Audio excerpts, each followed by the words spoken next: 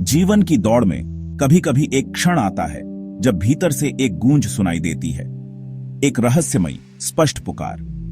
यह कोई बाहरी आवाज नहीं, बल्कि अंतरात्मा की पुकार है, जो सभी तर्कों और बंधनों से परे होती है। यह आवाज अक्सर तब सुनाई देती है जब व्यक्ति अकेला और टूटा हुआ महसूस करता है।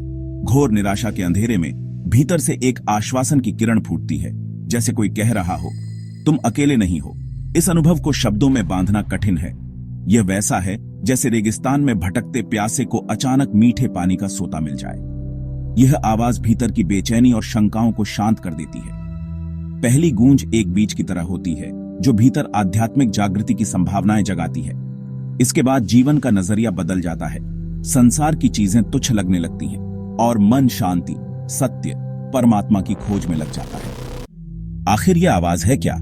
सनातन परंपरा में इसे अंतरात्मा की ध्वनि या अनाहत नाद कहा गया है। ब्रह्मांड की मौलिक ऊर्जा जो हर जीव के भीतर गूंजती है। यह कोई साधारण विचार नहीं, बल्कि आत्मा और परमात्मा के बीच का सेतु है। मन की आवाज बदलती रहती है, लेकिन अंतरात्मा की आवाज शांत, स्थिर और प्रेम से भरी होती है। साधना, योग, ध्यान, प्राणायाम ही इस आवाज को सुनने का माध्यम है। जैसे शांत तालाब में चंद्रमा का प्रतिबिंब दिखता है, वैसे ही शांत मन में यह ध्वनि सुनाई देती है। ऋषि मुनियों ने इसी दिव्य ध्वनि को सुनकर वेद उपनिषदों का ज्ञान पाया। गायत्री मंत्र, मंत्र जाप, ये सब उसी चेतना से जुड़ने के साधन हैं। यह आवाज ही सच्चा गुरु है, जो भीतर से मार्गदर्शन देती है और अज्ञान के अंधकार से ज्ञान के प्रकाश की ओर ले जाती है। यह दिव्य ध्वनि हर समय हर किसी को नहीं सुनाई देती। अक्सर यह जीवन के अंधकारमय क्षणों में प्रकट होती है। जब सब कुछ समाप्त सा लगता है, तभी भीतर से एक सहारा मिलता है। गहरी बेचैनी और अस्तित्व के संकट में जब व्यक्ति खुद से पूछता है, मैं कौन हूं, तब यह आवाज उत्तर बनकर आती है। गहरी श्रद्धा और समर्पण के क्षण में जब अहंकार मिट जाता है, तब यह संवाद सबसे स्पष्ट होता है। मीराबाई की भक्ति, हनुमान जी का समर्पण ऐसे उदाहरण हैं। प्रकृति के सानिध्य में, एकांत में या पवित्र स्थानों पर भी यह आवाज सुनाई दे सकती है।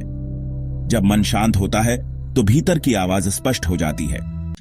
दिव्य ध्वनि सुनने के बाद जीवन में गहरा परिवर्तन आता है। सबसे पहले जीवन का उद्देश्य स्पष्ट हो जाता है। अब साधक जानता है कि उसका जन्म आत्म साक्षात्कार के लिए है। मन में असीम शांति और निर्भयता का उदय होता है। साधक को विश्वास हो जाता है कि ब्रह्मांड की शक्ति उसके साथ है। साधना के प्रति गहरी लगन और निष्ठा जागती है।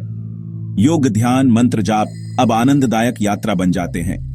व्यवहार में करुणा, प्रेम और सेवा का भाव प्रकट होता है। साधक हर जीव में ईश्वर को देखने लगता है और उसका जीवन दूसरों के लिए प्रेरणा बन जाता है।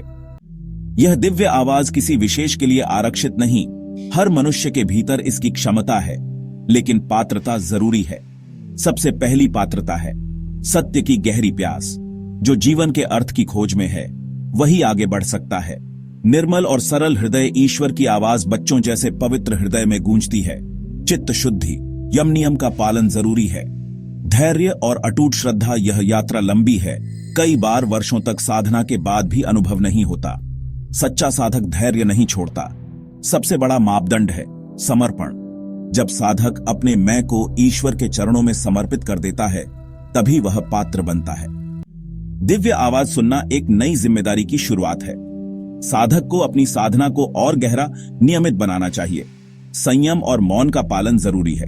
अनुभवों का ढिंढोरा पीटना अहंकार को बढ़ाता है।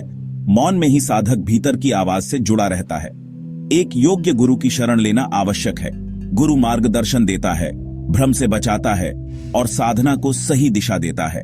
प्राप्त ज्ञान को आचरण में उतारना, शांति, प्रेम, करुणा को जीवन में जीना ही सच्ची साधना है। यही साधक का परम धर्म है। दिव्य पुकार सुनकर साधना के मार्ग पर चलना एक नया जन्म है। पुराना व्यक्तित्व जलकर भस्म हो जाता है और भीतर से दिव्यता प्रकट होती है। साधना से सिद्धि की यात्रा में आंतरिक आवाज और स्पष्ट होती जाती है। एक समय आता है जब साधक और वह आवाज एक हो जाते हैं। ऐसा सिद्ध पुरुष स्वयं के लिए नहीं, मानवता के कल्याण के लिए जीता है। उसका जीवन दूसरों के लिए प्रेरणा बन जाता है। भारत के हर युवा से आह्वान है, अपने भीतर की दिव्यता को पहचानो, योग और साधना के मार्ग पर चलो और अपनी अंतरात्मा की आवाज को सुनो। यही तुम्हें सच्चा उद्देश्य बताएगी और राष्ट्र का उत्थान करेगी। AUM